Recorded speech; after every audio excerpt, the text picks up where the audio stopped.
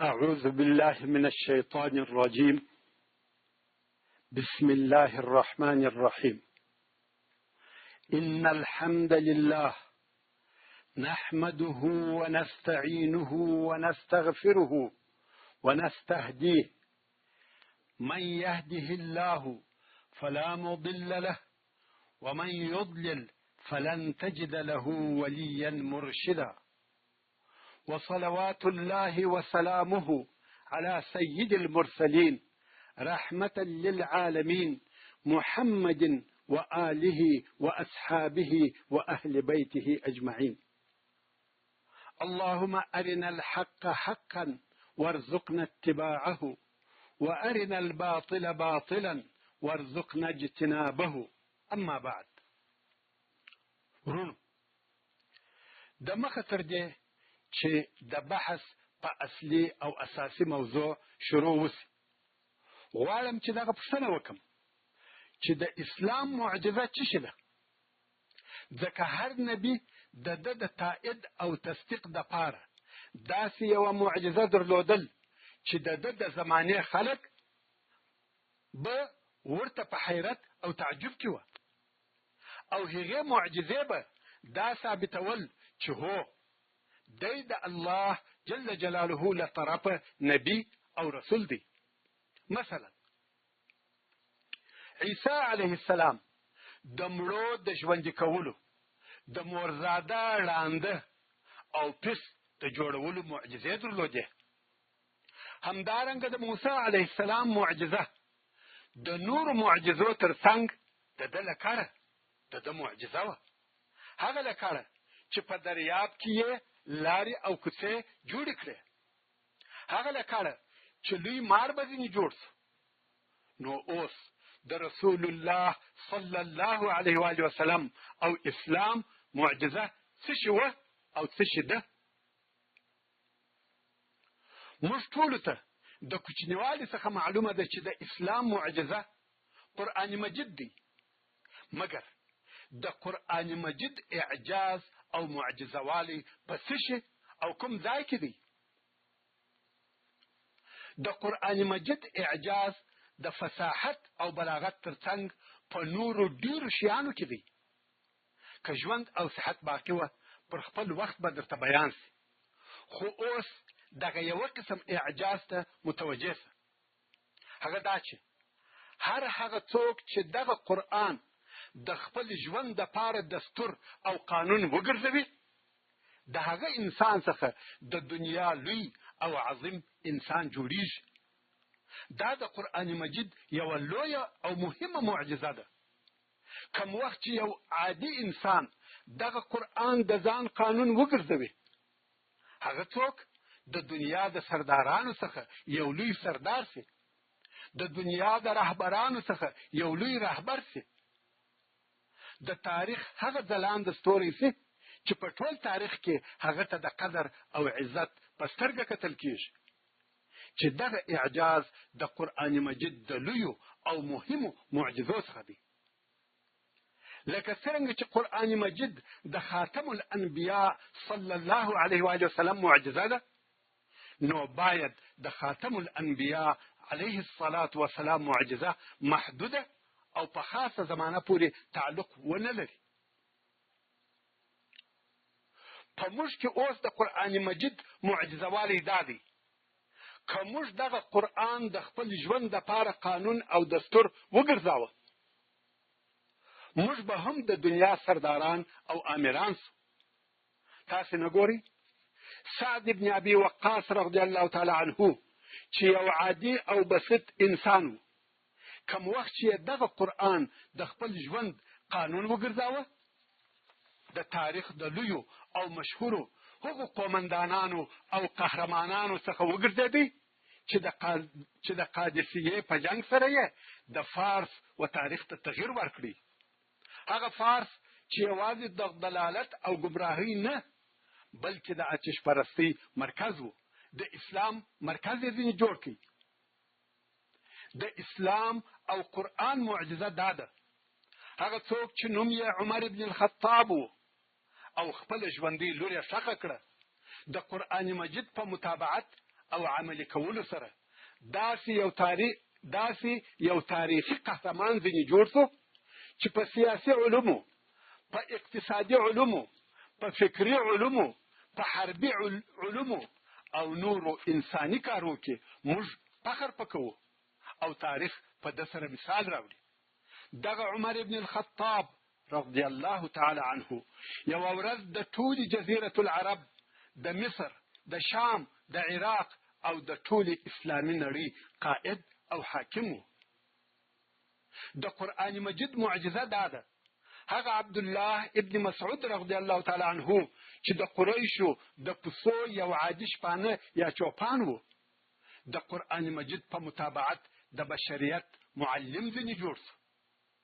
همدارنګه یو عادي تاجر چې نوم یې ابوبکر و، د قرآن مجید په متابعت او عملي کولو داسې یو شخص ځینې جوړ شو چې د قربانۍ او مړانې، د همت او شجاعت، د رحمت او انسانیت یو مثال شو. دغه د قرآن مجید معجزه ده چې د یوه عادي انسان څخه داسې څوک جوړوي چې هغه دنیا کومه چې په ظلم او ستم سره ډکه وه، په عدل، رحمت او انسانیت یې ډکه کړه. محترمو ورونو، اوس به د دغه سلسلې په اصلي بحث شروع وکم. دغه بحث چې د خلفاء الراشدین په نامه سره یادیږي او دغه یې اوله فتنه ده. دغه بحث د دې امت هغه روښانه تاریخ دی چې موږ په ډېر شوق سره غواړو چې زموږ د اسلامي تاریخ په حادثاتو او واقعاتو خبر سو او د دې امت په امامانو پسې اقتدا وکړو. په دې بحث کې به د خلفاء راشدینو د جملې څخه د ابوبکر صدیق او عمر فاروق رضی الله تعالی عنهما سیرت واورو او پوه به سو چې زموږ سلف صالح څنګه ژوند کاوه، عمل او عبادت یې څنګه و، الهي بیره او تقوا یې څومره وه، همت او شجاعت یې څونه و، جهاد یې څنګه کاوه، په کومه طریقه سره ملکونه او ښارونه فتح کول، دین مبین اسلام یې څنګه نشر او څنګه یې تر موږ پورې راورساوه. دغه سیرت د هغو دوو غوره اصحابو دی چې پس له رسول الله صلی الله علیه و وسلم څخه دوی د دې امت بیرغ پورته کوونکي او لارښوونکي وه. اوس به د هغه وخت او زمانې حالات درته بیان سي کومه چې د رسول الله صلی الله علیه و وسلم په رحلت پورې مشتې ده. د رسول الله صلی الله علیه و وسلم تر غمجن رحلت وروسته د خلفاء الراشدین المهدیین د حکم او خلافت دوره شروع کیږي. هغه خلفاء الراشدین چې رسول الله صلی الله علیه و وسلم موږ امر کړی یو چې په دوی پسې اقتدا او د دوی متابعت وکړو، لکه څرنګه چې د سرور کائنات صلی الله علیه و وسلم ژوند په کتاب کې مو ولوستل یا مو په هغه بحث کې واورېدل چې د رسول الله صلی الله علیه و وسلم اول خلیفه ابوبکر صدیق رضی الله تعالی عنه دی، نو زموږ اولنی بیان هم د هغه رضی الله تعالی عنه په باره کې دی. خو د مخه تر دې چې د هغو واقعاتو په بیان شروع وسي کومې چې د رسول الله صلی الله علیه و وسلم تر رحلت وروسته پیښ شوي دي، تر هر څه د مخه د ابوبکر صدیق رضی الله تعالی عنه پیژندل ضروري دي. ورونو، ابوبکر صدیق رضی الله تعالی عنه څوک و؟ دا ډیره سخته او مشکله ده چې ما غوندې یو ناقصه انسان دی د ابوبکر صدیق رضی الله تعالی عنه په باره کې خبرې وکړي او هغه دې معرفي کړي، ځکه زما سره داسې الفاظ یا جملې او کلمې نشته چې په هغو سره دې زه د دغه عظیم شخصیت حق ادا کړم. خو بیا هم بشر یم او د دغه بشري عجزه او نقص سره سره مې په دغه کار شروع وکړه او د الله جل جلاله څخه توفیق غواړم چې دغه بحث پای ته ورسوم. دغه عظیم شخص چې نوم یې عبدالله او اسم کنیه ابو بکر او لقب یې عتیق دی. د ابو قحافه رضی الله تعالی عنه زوی دی. د ابو قحافه نوم عثمان دی. نو ابو بکر یعنی عبد الله ابن عثمان ابن عامر ابن عمرو القریشی التیمی چې په نسب کې د رسول الله صلی الله علیه و آله وسلم سره په مره ابن کعب کې یو ځای کیږي او دغه مره د رسول الله صلی الله علیه و آله وسلم شپږم نیکه دی. د ابو بکر صدیق رضی الله تعالی عنه مور ام الخیر ده چې نوم یې سلمہ بنت صخر و او د هغو اولو کسانو څخه ده چې په دارالارقم کې په اسلام مشرفه شوې ده. مګر د ابو بکر صدیق رضی الله تعالی عنه پلار ابو قحافه رضی الله تعالی عنه ډېر وروسته او د مکې مکرمې د فتح په وخت کې په اسلام مشرفه شو چې ډېر سنجري او په سترګو هم ړوند شوی و. د ابو بکر صدیق رضی الله تعالی عنه پلار د خپل زوی ابو بکر صدیق رضی الله تعالی عنه تر وفات 6 میاشتې وروسته وفات شو چې د وفات په وخت کې عمر 19 کاله و. د ابو بکر صدیق رضی الله تعالی عنه قبیله چې د قریشو د شاخو څخه یو شاخ دی او بنو تیم ورته ویل کېده د قریشو د دیت مسؤله و. یعنی کله په قریشو کې یو څوک د دیت د ادا کولو څخه عاجز شو دوی به دغه دیت راټولاوه او ادا کاوه چې دغه وظیفه هم داسې وظیفه وه لکه سقایه رفاده او حجابه یا نورې وظیفې چې د قریشو په منځ کې سره ویشل شوې وې. او په خپل ابو بکر صدیق رضی الله تعالی عنه د مخه تر اسلام د مکې مکرمې د لسو مهمو مشرانو څخه یو مهم مشر او سردار و. د ابو بکر صدیق رضی الله تعالی عنه لقب عتیق دی. عتیق یعنی آزاد شوی او معاف شوی. ویل کېږي چې دغه لقب د رسول الله صلی الله علیه و آله وسلم له طرفه ورکول شوی دی. هلته داسې یو روایت شته چې وایي رسول الله صلی الله علیه و آله وسلم یوه ورځ ابو بکر صدیق رضی الله تعالی عنه ولیدی او ویې فرمایل که څوک غواړي چې هغه چاته وګوري چې الله جل جلاله د اور څخه آزاد کړي او معاف کړي وي نو دې ابو بکر ته وګوري. او په بل روایت کې راغلی دی چې رسول الله صلی الله علیه و آله وسلم ودته وویل يا أبا بكر أنت عتيق الله من النار. يعني يا أبا بكر الله جل جلاله تد اور څخه خلاص کړي او معاف کړي. او څوک وایي چې دغه لقب تر بعثت د مخه د جاهلیت په وختو کې ورکول شوی و ځکه دی رضی الله تعالی عنه په رنګ او په خوی ښایسته و او په عربي کې عتیق و هر هغه شي ته ویل کېږي چې ښه او د فخر وړ وي. نو څرنګه چې ابو بکر صدیق رضی الله تعالی عنه هم د چهره او هم د اخلاقو د لحاظه ښه حسن او ښایسته و نو عتیق وبلل شو. همدارنګه د ده رضی الله تعالی عنه لقب صدیق دی. په داسې وخت او زمانه کې چې هلته د نن ورځې په شان د نقلولو دپاره د پرمختللو وسایلو څخه هیڅ شی وجود نه درلودی یا هیڅ شی وجود نه درلودی دا ممکنه نه وه چې څوک دې داسې خبر ومني چې یو انسان دې د مکې مکرمې څخه و بیت المقدس ته د شپې په یوه حصه کې ولاړ سي او بیرته دې راسي. نو ځکه ځینې هغه کسان چې نوي مسلمانان شوي وه کوم وخت چې د رسول الله صلی الله علیه و آله وسلم څخه د اسراء یا معراج قصه واورېدل دغه خبر خو یې هیڅ نه ومانه بلکې دغه خبر په اورېدلو سره مرتد هم شوه. کله چې د قریشو مشرکانو دغه خبر واورېدی د خپلو ځانو دپاره یې دا مناسبه موقع ولیدل چې د مسلمانانو په منځ کې د رسول الله صلی الله علیه و آله وسلم د رسالت د تکذیب یا درواغ بللو اوازه نشر کړي. نو ځینې کسان په دې امید چې ابوبکر صدیق رضی الله تعالی عنه به دغه خبر په اوریدلو سره د رسول الله صلی الله علیه و آله وسلم تصدیق او ملګرتیا پرېږدي، په ډېر تلوار سره ابوبکر صدیق رضی الله تعالی عنه ته ورغله او د هغو دا یقین و چې ابوبکر صدیق رضی الله تعالی عنه به یوازې دا نه چې د اسراء او معراج په باره کې د رسول الله صلی الله علیه و آله وسلم تکذیب وکړي، بلکې د اسلام څخه به هم واوړي.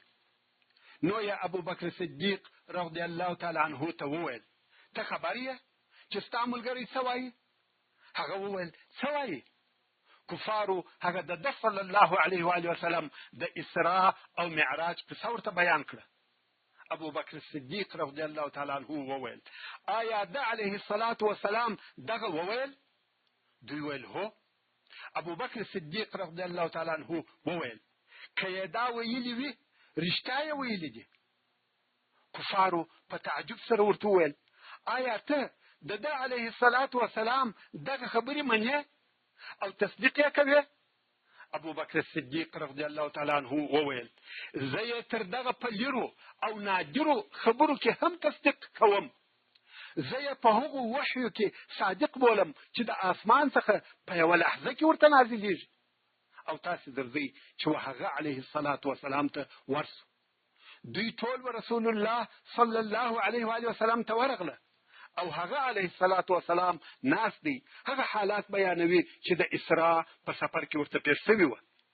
او ابوبکر صدیق رضی الله تعالی عنه د هرې خبرې په مقابل کې ورته وایي صدقت صدقت اشهد انك رسول الله.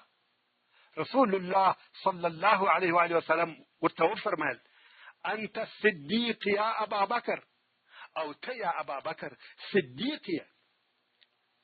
د ابوبکر صدیق رضی الله تعالی عنه له طرفه صدق او تصدیق په نورو ډیرو ځایو کې ښکاره شوی دی. او دغه د صدیق لقب د اسراء او معراج په ورځ د رسول الله صلی الله علیه و آله وسلم له طرفه ورکړل شو. کوم وخت چې نورو خلکو ورسول الله صلی الله علیه و آله وسلم ته د درواغو نسبت کاوه العیاذ بالله، خو ابوبکر صدیق رضی الله تعالی عنه یې پوره تصدیق کاوه او ویل به یې صدقت صدقت. تر دغې ورځې وروسته ابوبکر صدیق رضی الله تعالی عنه په دغه لوی او عظیم لقب سره د صدیق مشهوره شو. او دغه لقب یوازې لقب او په دنیا کې مرتبه نه ده، بلکې صدیق په دنیا او آخرت کې یوه داسې لوړه مرتبه ده چې په نبوت پسې ده. پس له نبوت اولینه او تر ټولو لویه مرتبه د صدیق ده. صدیقین تر اولیاو او شهداو په درجه کې لوړ دي. مصعب ابن زبیر رضی الله تعالی عنهما وایي ټول امت پر دې اجماع او اتفاق کړی دی چې ابوبکر رضی الله تعالی عنه صدیق وبولي، ځکه د رضی الله تعالی عنه تر هر چا د مخه د رسول الله صلی الله علیه و آله وسلم تصدیق کړی دی. او د ژوند تر آخره دغه د صدق او تصدیق او د ژوند تر آخره دغه صدق او تصدیق د ده ملګری و. ابوبکر صدیق رضی الله تعالی عنه د فیل تر کال 2 کاله او 2 میاشتې وروسته زیږېدلی دی، چې په دې حساب سره 2 کاله تر رسول الله صلی الله علیه و آله وسلم کشر دی. یعنی د رسول الله صلی الله علیه و آله وسلم د بعثت په وخت کې د ده رضی الله تعالی عنه عمر 18 کاله و. ورونو دلته باید یوې مهمه نقطې ته متوجه سو، هغه دا چې کوم وخت چې ابوبکر صدیق رضی الله تعالی عنه په اسلامي تعلیم شروع وکړه د ده عمر 18 کاله و. نو یو ځوان مسلمان ته دا نه ښایي چې د قرآن کریم او شرعي علومو د زده کولو څخه په دغه عذر او بهانه سره ناامیده سي چې وایي زما عمر ډیر دی، زه اوس شی نه شم زده کولی. خیر، ابوبکر صدیق رضی الله تعالی عنه 2 ودونه د جاهلیت په زمانه کې کړي دي او 2 ودونه په اسلام کې کړي دي. د جاهلیت د وختو یوه زوجه یې قتیله بنت عبدالعزا نومېده، چې د دې په مسلمانېدلو کې اختلاف دی. څوک وایي چې مسلمانه سوه او څوک وایي پر هغه خپل شرک پاته وه. او ابو بکر صدیق رضی الله تعالی عنه هم په دغه سبب طلاق کړه چې دا پر هغه خپل کفر ټینګه وه. ابو بکر صدیق رضی الله تعالی عنه د قتیله څخه 2 اولاد درلودل چې یو یې عبد الله نومېدی او د ابو بکر صدیق رضی الله تعالی عنه مشر زوی دی. او دغه عبد الله هغه څوک دی چې رسول الله صلی الله علیه و آله وسلم ته په غار ثور کې د قریشو خبرونه ورول او د دعوت په شروع کې مسلمان شوی دی. او د رسول الله صلی الله علیه و آله وسلم په ملګرتیا جهاد کړی دی او غزاو ته حاضر شوی دی او د خپل پلار په خلافت کې وفات شو. ابو بکر صدیق رضی الله تعالی عنه په خپل شخ کې دغه عبد الله رضی الله تعالی عنه چې د خلیفۃ رسول الله صلی الله علیه و آله وسلم زوی وو د خپل وفات په وخت کې 6 درهم درلودل. دا د مسلمانانو د مشر د خلیفۃ رسول الله صلی الله علیه و آله وسلم زوی وو چې د ټوله دارایی 6 درهم وو. د قتیله څخه د ابو بکر صدیق رضی الله تعالی عنه 2 اولاد لور وه چې اسماء نومېده او لقب یې ذات النطاقین دی. اسماء رضی الله تعالی عنها د پلار له طرفه د ام المؤمنین حضرت عایشه رضی الله تعالی عنها خور ده او د زبیر ابن العوام رضی الله تعالی عنه ښځه ده او د عبد الله ابن زبیر رضی الله تعالی عنه مور ده. دا هغه څوک ده چې د هجرت په وخت کې په غار ثور کې رسول الله صلی الله علیه و آله وسلم او خپل پلار ته خواړه وروړل. د ابو بکر صدیق رضی الله تعالی عنه د جاهلیت د وختو 2 زوجه ام رومان ده چې د اسلام په شروع کې مسلمانه شوې ده او هجرت یې کړی دی او د الله جل جلاله د فرمانبردار بندگانو څخه وه. ابو بکر صدیق رضی الله تعالی عنه د ام رومان څخه هم 2 اولاد درلودل چې یو یې عبدالرحمن او بل یې ام المؤمنین حضرت عایشه رضی الله تعالی عنهما دي. عبدالرحمن د بدر او احد په غزاو کې د مشرکانو د لشکر ملګری وو. د مسلمانانو او د خپل پلار په مقابل کې جنګېدی خو د احد تر غزا وروسته په اسلام مشرفه شوی دی او ښه صادقه مسلمان وو. په وروسته کې د خالد ابن ولید رضی الله تعالی عنه په ملګرتیا د یمامې په جنگ کې همدارنګه د شام او عراق په فتح کولو کې جهاد کړی دی. د ابو بکر صدیق رضی الله تعالی عنه درېیمه ښځه چې پس له اسلامه یې نکاح ورسره کړی ده اسماء بنت عمیس رضی الله تعالی عنها ده چې د دې څخه د ابو بکر صدیق رضی الله تعالی عنه یو زوی پیدا شوی دی چې محمد نومېدی او اسماء بنت عمیس رضی الله تعالی عنها تر ابو بکر صدیق رضی الله تعالی عنه د مخه د جعفر ابن ابي طالب رضی الله تعالی عنه ښځه وه او د هغه څخه 3 اولادونه درلودل. د هغه تر شهادت وروسته یې د ابو بکر صدیق رضی الله تعالی عنه سره واده وکړي او د رضی الله تعالی عنه څخه هم یو زوی محمد پیدا شو.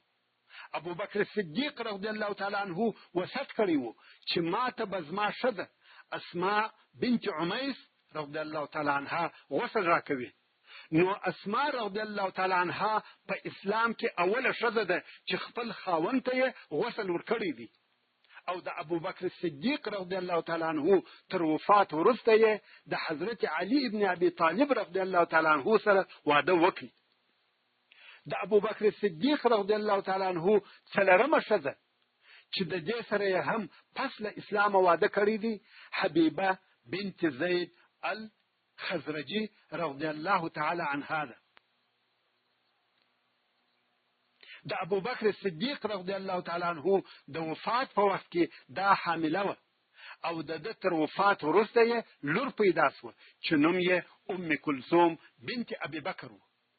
نو په دغه حساب سره د ابو بکر صدیق رضی الله تعالی عنه 6 اولاد وه چې 3 زامن او 3 لونی وې. د ابوبکر صدیق رضی الله تعالی عنه قیافه. د سیرت او تاریخ علما د ابوبکر صدیق رضی الله تعالی عنه د قیافه بیان په داسې ډول سره کوي.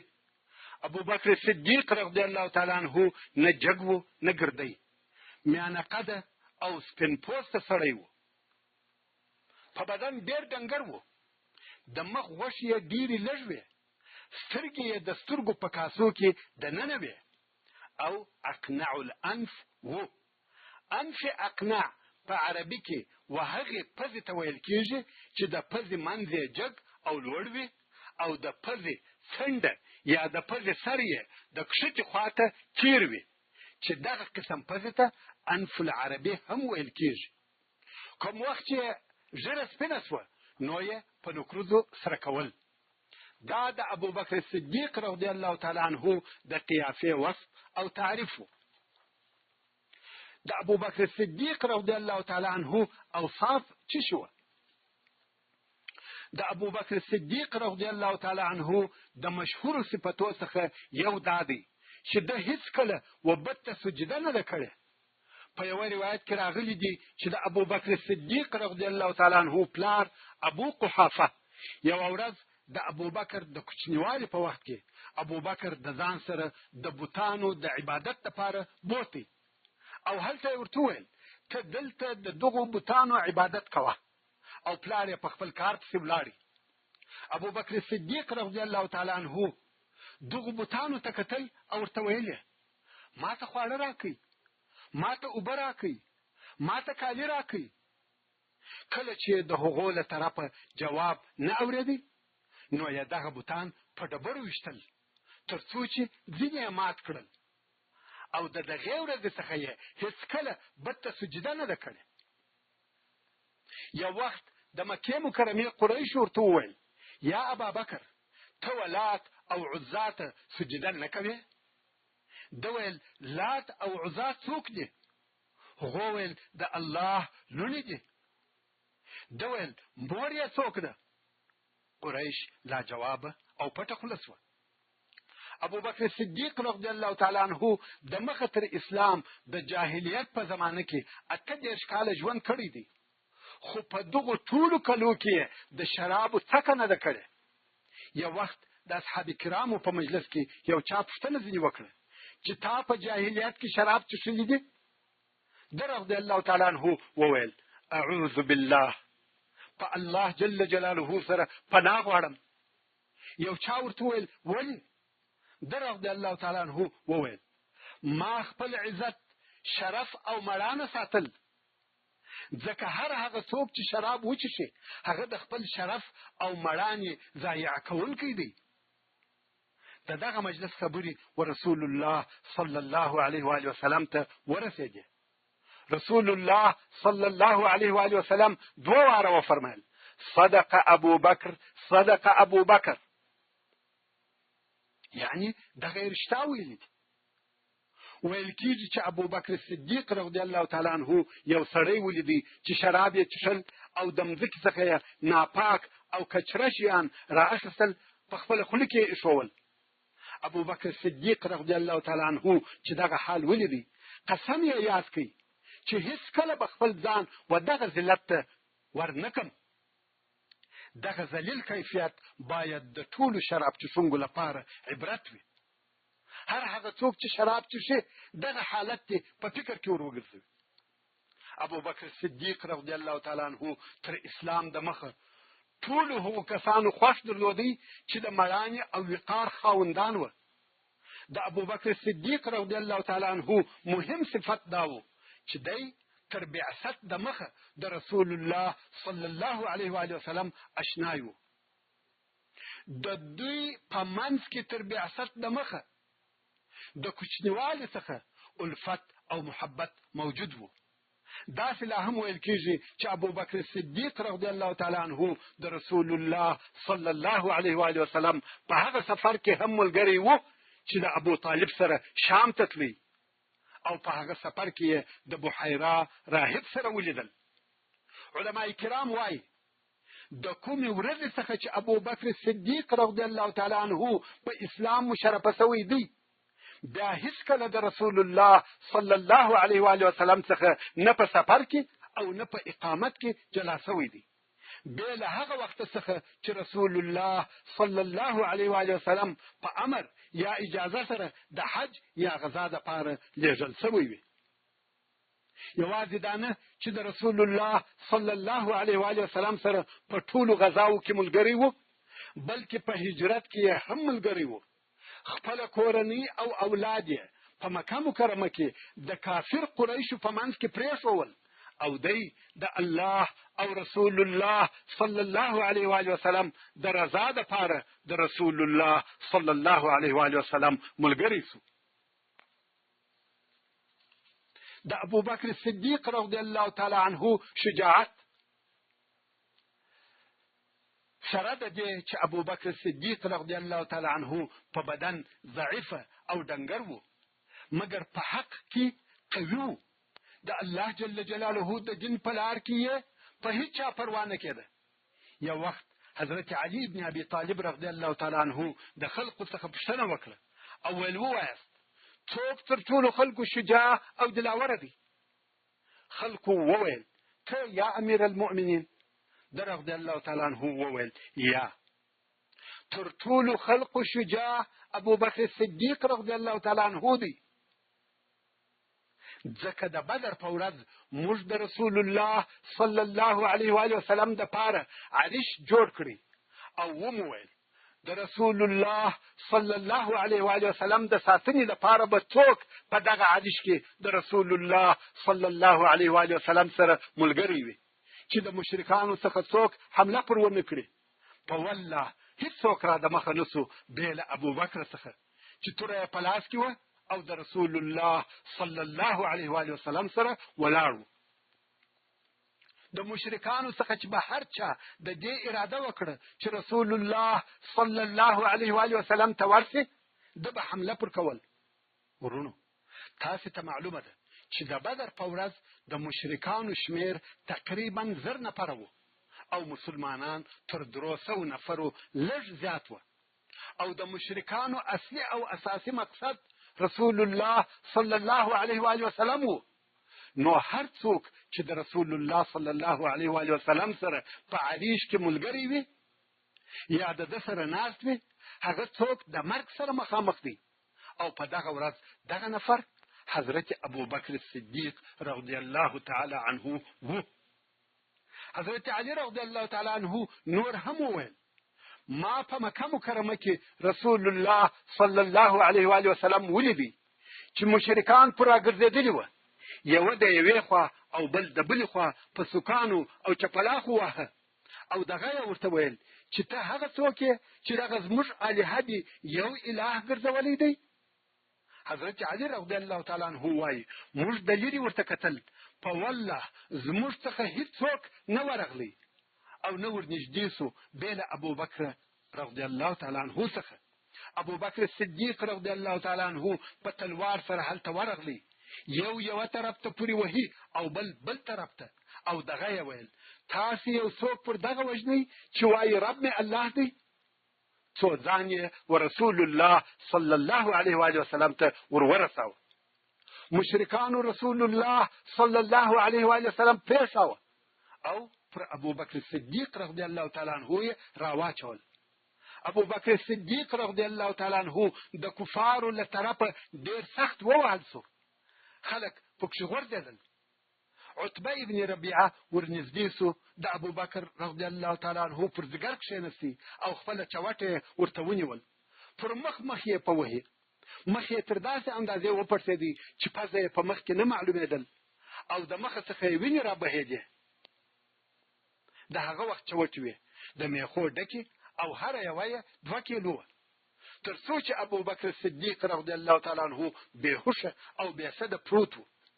بیا نو بنو تیم چې د ابوبکر رضی الله تعالی عنه قبیله وه راغله او ابوبکر صدیق رضی الله تعالی عنه یې په یوه پټو کې واخیستی او د ده رضی الله تعالی عنه کور ته یې یوړی او د ده په مرګ کې چا شک نه درلودی.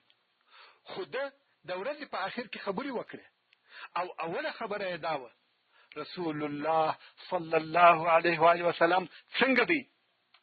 حاضرو کسانو خبره واړول او بیا د ده رضی الله تعالی عنه مور ته چې ام الخیر ورته ویل کېده او تر دغه وخته نه و مسلمانه سوې، دا خلک ور ولاړ سوه او ورته ویل د خوړلو یا چښلو یو شی ورکه.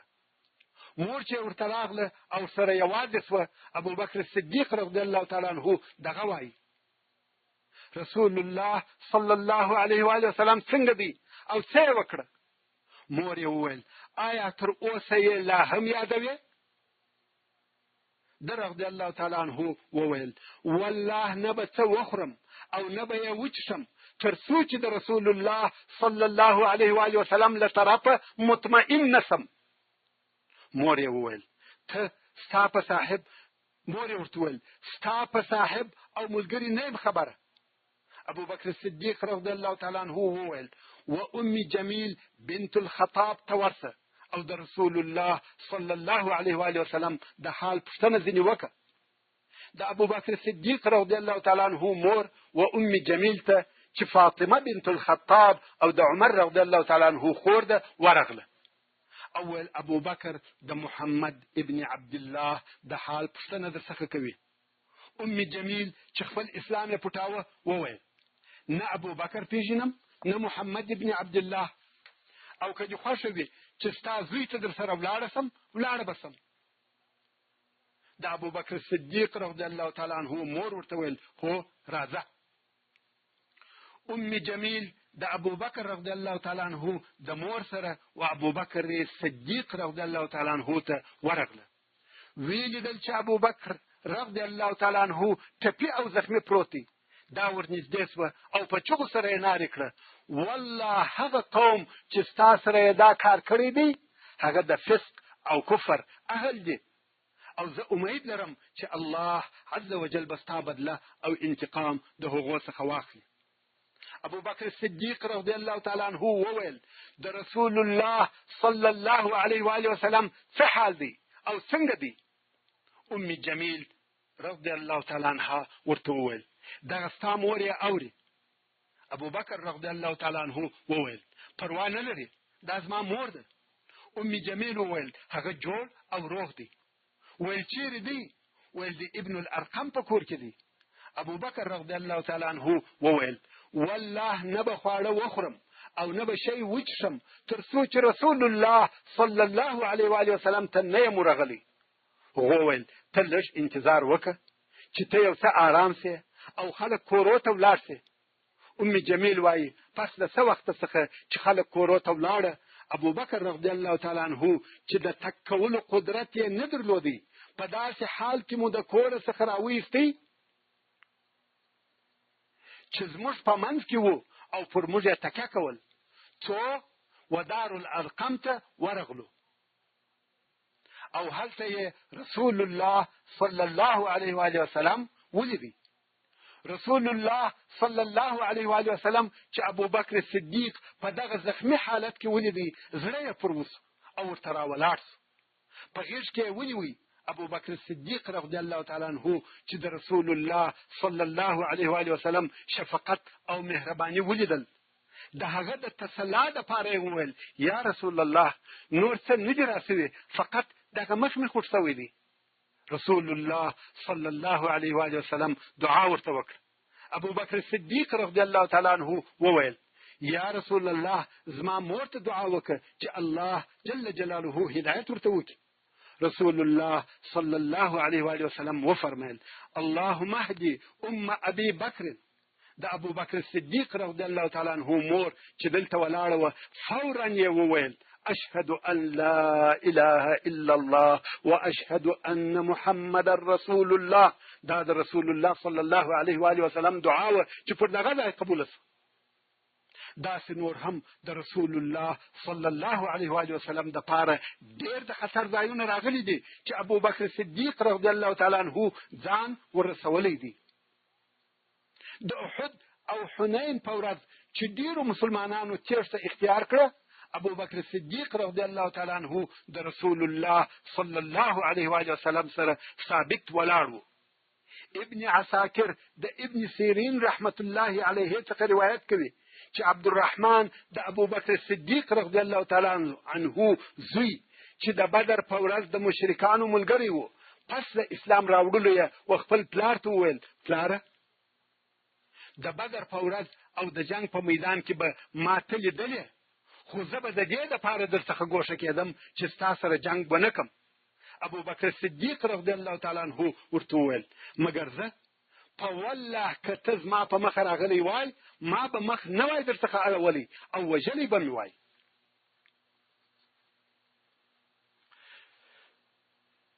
د ابوبکر صدیق رضی الله تعالی عنه په شخصیت کې د حق او حقیقت محبت پروت و. د حق دپاره یې ژوند کاوه او د حق دپاره یې ځان قرباناوه. کوم وخت چې رسول الله صلی الله علیه و آله وسلم پس له بعثته پر ابوبکر صدیق رضی الله تعالی عنه اسلام عرض کړي، دی رضی الله تعالی عنه بې له تردده مسلمان سو او د شهادت کلمې یې وویلې.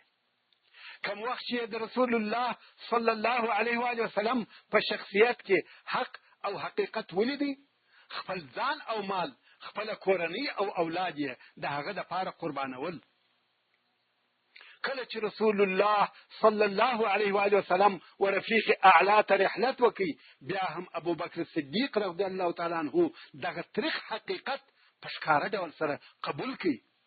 دا ځکه چې د ده رضی الله تعالی عنه پر ټولو تصرفاتو حق او حقیقت حاکم و.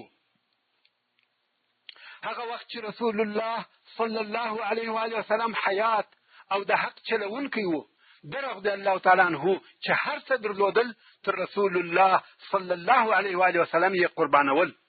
او بیا چې رسول الله صلی الله علیه و آله وسلم رحلت وکړي، بیا هم دی پر هغه حق او د رسول الله صلی الله علیه و آله وسلم پر متابعت ثابت پاتې و.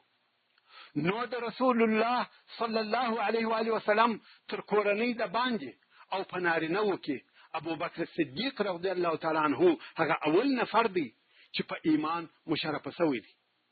مګر په ټول بشر کې اول هغه څوک چې مسلمان شوی دی او په ایمان مشرف شوی دی، هغه ام المؤمنین حضرت خدیجه رضی الله تعالی عنها ده. او بیا حضرت علی رضی الله تعالی عنه دی چې د مسلمانېدلو په وخت کې لس کلن هلک و. او بیا زید ابن الحارثه رضی الله تعالی عنه چې د رسول الله صلی الله علیه و آله وسلم آزاد کړه شوی مریی و او د رسول الله صلی الله علیه و آله وسلم په کور کې اوسېدی، مسلمان شوی دی. نو په کوچنیانو یا ماشومانو کې اول هغه څوک چې په اسلام مشرف شوی دی حضرت علی رضی الله تعالی عنه دی. او په مریانو کې زید ابن الحارثه رضی الله تعالی عنه اول هغه څوک دی چې په اسلام مشرف شوی دی. نو خدیجه، علی او زید رضی الله تعالی عنهم اجمعین ټول هغه کسان دي چې د رسول الله صلی الله علیه و آله وسلم په کور کې اوسېدل. خو ابوبکر صدیق رضی الله تعالی عنه هغه اول نفر دی چې د رسول الله صلی الله علیه و آله وسلم تر کور د باندې و اسلام ته داخليږي. رسول الله صلی الله علیه و آله وسلم فرمایي: ما داسې څوک و اسلام ته نه دی رابللی چې هغه دې تردد او نقاش، سوال او جواب نه وي راسره کړي بې له ابوبکر څخه، چې نه یې پوښتنه کړې ده نه تردد، فقط چې رسول الله صلی الله علیه و آله وسلم دا ورته وویل چې یا ابابکر، الله جل جلاله زه د دې امت دپاره په رسالت سره اختیار کړم او دا مې وظیفه ده چې خلک و وحدانیت ته راوبولم، تر څو چې دا شاهدي ادا کړي چې لا اله الا الله وانی رسول الله. ابوبکر صدیق رضی الله تعالی عنه فورا بې له پوښتنې او نقاش وویل: اشهد انک رسول الله. ابوبکر صدیق رضی الله تعالی عنه دغه شاهدي په صدق او اخلاص سره ادا کړله چې ویل زه شاهدي ادا کوم چې ته رسول الله یې. د ابوبکر صدیق رضی الله تعالی عنه له طرفه دغه دعوت قبلول نه سادګي وه او نه بې له فکر کولو تلوار و، بلکې دا هغه د حق قبلول وه او د دغې ورځې څخه د ده زړه په حق او حقیقت سره ډکېدی. دلته زموږ دپاره یو دقت او توجه پکار ده. هغه دا چې هر هغه څوک چې دا یې یقین سو چې دغه د اسلام دین حق دین دی، نو د هغه دپاره دا لازمه ده چې د دغه دین پوره متابعت وکړي، خپل ځان د ابوبکر صدیق رضی الله تعالی عنه سره مشابه کړي. تاسو ته معلومه ده چې ابوبکر صدیق رضی الله تعالی عنه په ډیرو لمنځو او ډیرو روژو تر موږ نه دی د مخه سوی، بلکې د هغه د مخه کېدلو سبب دا دی چې حق یې ولیدی، د حق متابعت یې وکړي، په خپل ځان، په خپل وینه، په خپل مال، په خپل روح، په خپل وخت، په خپل کوشش، په خپل اولاد، په خپل درجه او مقام د حق د کامیاب کولو دپاره په صدق او اخلاص سره ودرېدی. موږ باید د ابوبکر صدیق رضی الله تعالی عنه څخه درس واخلو او د هغه څخه یې زده کړو چې کله دې حق وپېژندی او حق در معلوم سو، نو ته باید د حق دپاره ژوند وکړې. ابوبکر صدیق رضی الله تعالی عنه چې د اسلام په هکله دغه څو کلمې د رسول الله صلی الله علیه و آله وسلم څخه واورېدې، یوازې دا نه چې مسلمان سو، بلکې فورا یې په دعوت هم شروع وکړه.